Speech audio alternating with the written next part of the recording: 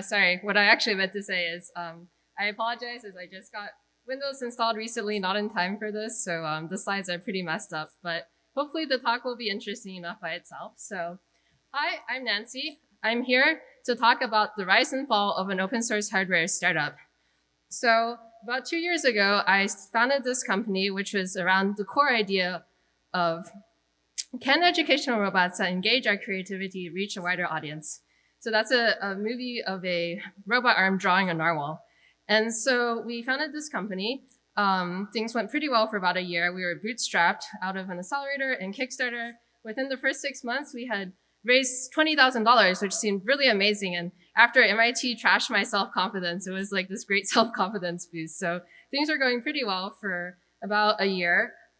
We shipped our own hardware product, a little drawing robot arm, and combined it with this online introduction to engineering class.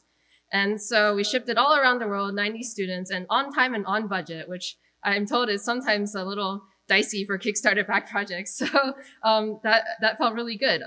However, it turns out that $8,000 is just for creating the robot and shipping it, and there are so many other company costs involved. And so now I'll talk about the fall. And so, yeah, so this is where we went into our second product, the Swarm Buddies, which were these, well, I'll show them in a second. So this is an overview of what happened. So in green, you can see our available cash.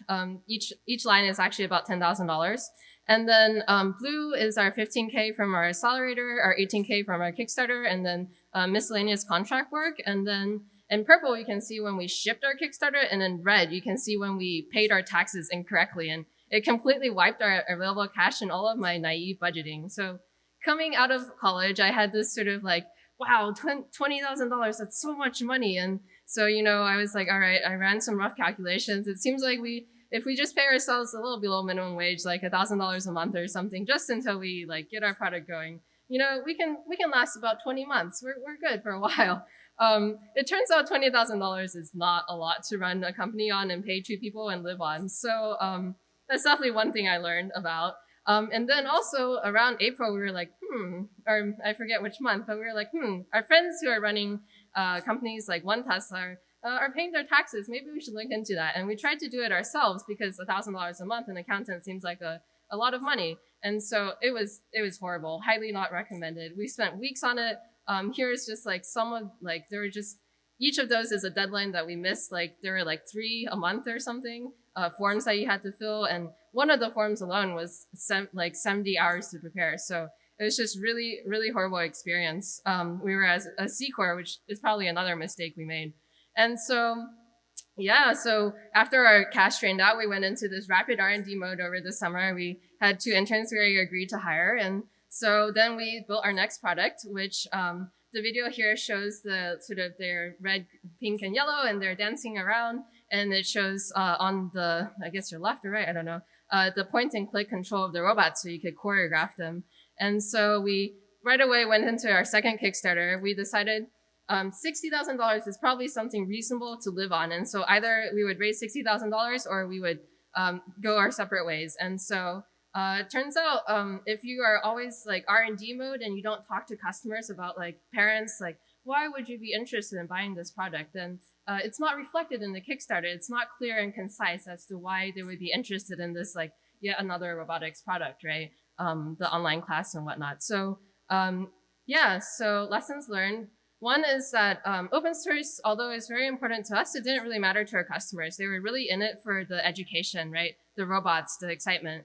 But on the other hand, being part of the open source hardware community was important to us and is. And so all of our source files are up on GitHub for the first drawing robot product. Swarm Buddies is in a disarray on the GitHub repo somewhere. And so this is where the slides are going up. But so some reflections, just that being less naive about budgets and contract work really taught me that my time is valuable. It's worth more than minimum wage. And I don't really know what the correct solution to tax and accounting and legal questions are. I just got like a $5,000 accounting bill that I'm still dealing with. So even though I'm trying to close the company. And so it's a work in progress. But I think the core idea still remains. Can educational robots that engage our creativity reach a wider audience? And so I think I'll try to continue it in grad school as a thesis using other people's money as R&D. So, so yeah. So advice about grad school, totally welcome. And if you have any questions about what not to do in terms of startups, feel free to shoot me an email or tweet me. Thank you.